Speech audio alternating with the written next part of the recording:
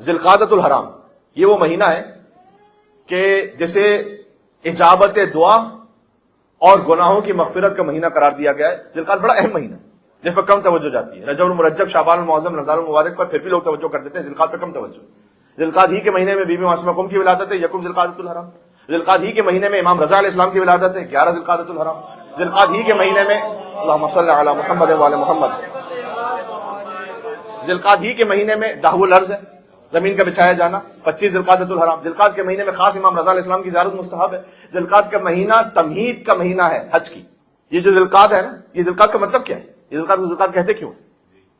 اس لیے کہ عربوں میں قبل از اسلام ہر بے سروپا بات پہ جنگ ہوتی تھی، آپ کو معلوم، اور وہ جنگ جاری رہتی تھی نسلوں تک. تو جب لڑ کے ایک موقع پر یہ تھک گئے تو نے کہا کہ کوئی تو ریسٹ کر سیز فائر کا مہینہ ہونا چاہیے. یہ اسلام سے پہلے کی بات ہے. تو انہوں نے کہا کہ کچھ مہینوں کو رکھو جہاں پر جنگ نہ کریں ہم ایک دوسرے سے. قیام و قعود، قعود کہتے ہیں بیٹھنے کو، قیام کہتے ہیں کھڑے ہونے کو. ذوالقعدہ اسی قعود سے بیٹھنا. نماز کا ایک ذکر آپ کو یاد دلاؤں، میرے ساتھ پڑھیں گے. بحول اللہ وقوتی اقوم واقعد. اقعد اسی قعود سے، اسی ذوالقعدہ سے. بحول اللہ وقوتی، اللہ کے حول، اللہ کی طاقت، اللہ کی عظمت سے. اللہ وقوتی اقوم، میں کھڑا ہوتا ہوں، واقعد اور بیٹھتا ہوں. اس لیے کھڑے ہوتے وہ ذکر مستحب ہے. نماز میں جو ذکر مستحب ہے کہ جب آپ رکعت سے کھڑے ہو رہے ہوتے ہیں بحول اللہ وقوتی اقوم واقعد، اس کا مطلب یہ ہے کہ اللہ کی قوت ہی سے میں قیام کرتا ہوں، اللہ ہی کی قوت سے بیٹھتا ہوں. جب آپ تشہد کی حالت میں بیٹھے ہیں اسے قعود کہتے ہیں، جب آپ قیام کی حالت میں اسے قیام کہتے ہیں. ذوالقعدہ یعنی بیٹھنے والا مہینہ. ہر مہینے کے لیے اس کی وجہ تسمیہ ہے. نام کیوں رکھا گیا؟ یہ رجب الاسب کہا جاتا ہے. رجب کو اسب یعنی ڈاؤن پور، اس لیے کہ اللہ کی رحمت موسلا دار بارش کی طرح برستی ہے رجب میں. شعبان یعنی تقسیم کرنا کسی شے کو. حضور نے فرمایا کہ یہ تشع فیہ ارزاق المومنین، اللہ مومنین کا رزق شعبان میں تقسیم کرتا ہے، اس لیے سے شعبان کہا جاتا ہے. رمضان یعنی کسی شے کا جلا دیا جانا، لأنہ یرمغ الذنوب، اس لیے کہ رمضان میں اللہ مومنین کے گناہوں کو جلا دیتا ہے. ہر مہینے کی ایک وجہ تسمیہ کہ کیوں کس مہینے کو نام دیا گیا. تو ذوالقعدہ یعنی بیٹھنے کا مہینہ، یعنی اس میں اب جنگ نہیں کریں گے ہم. ذوالحج یعنی حج والا مہینہ. تو 3 مہینے انہوں نے ایک ساتھ رکھے. محرم یعنی احترام والا مہینہ. تو ذوالقعدۃ الحرام، ذوالحجۃ الحرام، محرم الحرام، اور ایک رجب کا مہینہ اختیار کیا. یہ 4 مہینے وہ ہیں کہ جس میں ہم آپس میں جنگ نہیں کریں گے دوسرے سے. قرآن میں آیت ہے یسألونک عن الشہر الحرام، سورہ بقرہ کی آیت ہے کہ اے حبیب یہ آپ سے سوال کرتے ہیں ان حرام مہینوں کے بارے میں جس میں جنگ کرنا حرام ہے. ایک آپ کو دلچسپ بات بتاؤں، یسألونک، اے رسول یہ آپ سے پوچھتے ہیں، آپ سے سوال کرتے ہیں. یہ 14 مرتبہ ہے قرآن میں. 14 اللہ نے صاحب سلونی بھیجے، 14 ہی مرتبہ اللہ نے 14 سوال لکھے ہیں. یہ جو ہمارے ساتھی سن رہے ہیں، اگر کوئی، میں اپنے آپ کو خیر کوئی کسی قابل نہیں سمجھتا، لیکن اگر کوئی ابھی بھی جس نے جوائن کیا ہو، فرض کیجئے کہ محرم الحرام کا عشرے کا ایک بڑا زبردست موضوع ہے. قرآن کے جتنے یسألونک ہیں اسے نکالیے. اے حبیب یہ آپ سے یہ پوچھتے ہیں. اس میں جغرافیہ کا سوال بھی ہے، یسألونک عن الجبال، یہ آپ سے پہاڑ کے بارے میں پوچھتے ہیں. اس میں میٹا فزکس کا سوال بھی ہے، یسألونک عن الروح، یہ آپ سے روح کے بارے میں پوچھتے ہیں. اس میں فائنینشیل سوالات بھی، یسألونک عن الانفال، یہ آپ سے ملنے والے خزانے کے بارے میں پوچھتے ہیں. اس میں فقہی سوال بھی، یسألونک عن المحیض، یہ الگ الگ آیتیں پڑھ رہا ہوں میں ابھی خدمت میں. یہ آپ سے مستورات کے حیض کے بارے میں پوچھتے ہیں. یسألونک عن الاہلہ، یہ آپ سے چاند کی مختلف حالتوں کے بارے میں پوچھتے ہیں. قرآن میں 14 یسألونک آئے، کل ویسے 15 ہیں، لیکن ایک جو یسألونک آئے اس میں الگ سے کوئی سوال مینشن نہیں ہوا. جو سوال مینشن ہوئے وہ 14 ہیں. پہلا سورہ بقرہ میں، آخری سورہ نازعات میں 14 یسألونک. ہر ایک ایک تقریر کا موضوع ہے. یسألونک یہ آپ سے پوچھتے ہیں. عن الاہلہ، اہلہ ہے چاند کا پلورل، ہلال کا. یہ چاند کی مختلف حالتیں کیوں ہوتی ہیں؟ کبھی چاند پتلا ہوتا ہے، کبھی پورا ہوتا ہے. ایسا کیوں کیا اللہ نے؟ قل ہی مواقیت للناس والحج، اے رسول ان سے کہہ دیجئے کہ یہ تمہارے وقت کو پہچاننے کا ایک طریقہ اللہ نے رکھا ہے. جواب اس کا ہے والحج، اور حج کب کرو گے؟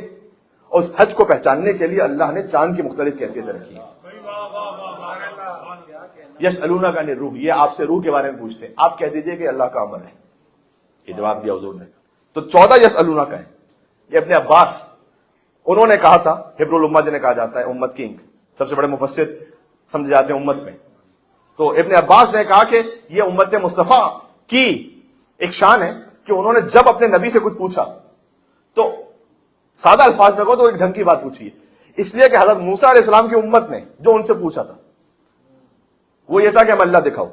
یہ حضرت موسیٰ علیہ السلام کی امت نے پوچھا تھا کہ وہ گائے کون سی ہونی چاہیے، تو کہا یہ جو مصطفیٰ کی امت نے پوچھا یہ بہتر سوال پوچھا ہے. اس میں سے ایک سوال یہ پوچھا کہ یسألونک عن الشہر الحرام، اے رسول یہ ذوالقعدہ پہ بات ہو رہی ہے، ابھی ذوالقعدہ شروع ہونے والا ہے، اے رسول یہ آپ سے حرام مہینوں کے بارے میں پوچھتے ہیں. حضور مکرم نے تشریف لائے نا، تو جو پہلے سے عربوں میں کچھ طریقہ کار رسومات جاری تھی، اس پر 3 طرح کے ریئیکشن تھے رسول اللہ کے. یہ خود پھر ایک پوری مجلس کا کم سے کم موضوع ہے. حضور نے کچھ ان کی سنتوں رسومات کو بالکل کرسٹل کلیئر کا یہ نل اینڈ وائڈ، یہ ہو ہی نہیں سکتا. انکاری بیہیویئر تھا حضور کا. مثلا شراب، حضور نے شریعت میں یہ نہیں کہا کہ اچھا شراب تھوڑی چل جائے گی لیکن زیادہ نہ پیو، نہیں، ایک قطرہ بھی نہیں. بت پرستی کا ایک قطرہ، کچھ بھی نہیں، ہو ہی نہیں سکتی بت پرستی. لکم دینکم ولی دین، تمہارا دین ہمارا دین، نہیں ہو سکتی. کچھ رسومات کے لیے حضور کا جو ریئیکشن تھا وہ اصلاحی تھا. حضور نے منع نہیں کیا اس کام سے، لیکن اس نے ایک اصلاح کر دی. مثلا عربوں میں یہ طریقہ تھا کہ اگر کسی خاتون کے شوہر کا انتقال ہو جائے تو اس کی عدت وہ 1 سال تک رکھتے تھے. حضور نے کہا نہیں، عدت تو باقی رہے گی لیکن 1 سال نہیں، 4 مہینے 10 دن. اصلاح کر دی. عربوں میں یہ طریقہ تھا کہ وہ حج جب کرتے ہیں تو طواف کو برہنہ کرتے ہیں. برہنہ طواف حرام ہو گیا، طواف ہے لیکن برہنہ نہیں ہوگا. تو حضور مکرم نے کچھ چیزوں کی اصلاح فرما دی. مثلا عربوں میں طریقہ تھا کہ وہ لمٹ لیس شادیاں کرتے تھے، 50 بیویاں بھی ہوں تو ٹھیک ہے. تو حضور نے آگے اس کو 4 تک فکس کر دیا. اچھا یہ بات لوگ سمجھتے ہیں کہ پہلے 1 شادی ہوتی تھی تو 1 سے 4 تک ہے. نہیں، پہلے 50 ہوتی تھی، 50 سے 4 تک حضور لے کر آئے. یہ اس طرف سے معاملہ ہے. کہا کہ اگر عدل نہ کر سکو تو ایک ہی کرو. اب خواتین کا مجمع کم ہو جائے گا، میں زیادہ تفصیل میں جاؤں گا. تو 4 تک اسے فکس کر دیا حضور. تو کچھ چیزوں کی اصلاح کی، کچھ چیزوں کو حضور نے ویسے ہی ثابت رکھا، چینج بھی نہیں کیا. ان میں سے ایک ہی ہے کہ 4 احترام کے مہینے، یہ اسلام سے پہلے سے تھے، حضور نے اسی کو باقی رکھا. حضرت عبد المطلب نے جو خمس کی سنت رکھی تھی حضور نے اس کو ویسے ہی باقی رکھا.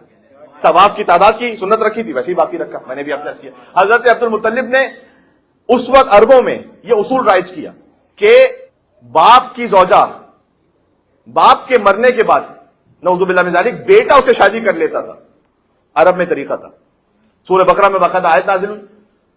حضرت عبد المطلب نے یہ منع کیا تھا کہ جو ایک مرتبہ باپ کے ازدواج میں آ گئی اب بیٹا اس سے شادی نہیں کر سکتا. جو حضرت عبد المطلب کی سنت تھی وہ رسول اللہ نے جاری رکھی. تو حضور کے جو بیہیویئرز ہیں اس میں کچھ ہیں انکاری، کچھ ہیں اصلاحی، کچھ ہیں اثباتی. ان میں سے ایک ہے یہی حرام مہینے، یعنی احترام والے مہینے. تو ذوالقعدۃ الحرام، ذوالحجۃ الحرام، محرم الحرام، رجب المرجب. تو ذوالقعدہ کے ایک تو یہ احترام ہے. تو آپ اس میں اس مہینے میں خاص تاکید ہے کہ سبحان اللہ والحمد للہ ولا الہ الا اللہ واللہ اکبر کے ذکر کو کثرت کے ساتھ پڑھیں. تو آپ اس بات کو یاد رکھیں. اس میں اس بات کی خاص تاکید ہے کہ آپ صلوات کو کثرت کے ساتھ بھیجیں. امام رضا علیہ السلام کی زیارت کریں، مل کے صلوات بھیجیں گا. نام علی بن موسیٰ علیہ السلام، صلی اللہ علیہ محمد وعلی محمد. اور اس مہینے کی مناسبتوں میں سے بالکل پہلی مناسبت ذوالقعدۃ الحرام، اس بی بی کی آمد کے جس کے لیے 4 معصوموں نے زیارت پر جنت کی ضمانت دی. ایسا کسی امامزادے کے لیے نہیں ہے. میں آپ سے اطمینان کے ساتھ کہہ رہا ہوں، ایران میں فقط 8000 امامزادے ہیں. ہر امامزادے کا ایک جیسا مقام نہیں، سب قابل احترام ہے. لیکن کچھ امامزادوں کا احترام فقط امامزادہ ہونے کی وجہ سے نہیں، ان کا احترام اس خاطر ہے کہ قرآن کی کتنی آیتیں ہیں جن کا مصداق آپ کو بی بی معصومہ کو نظر آئیں گی.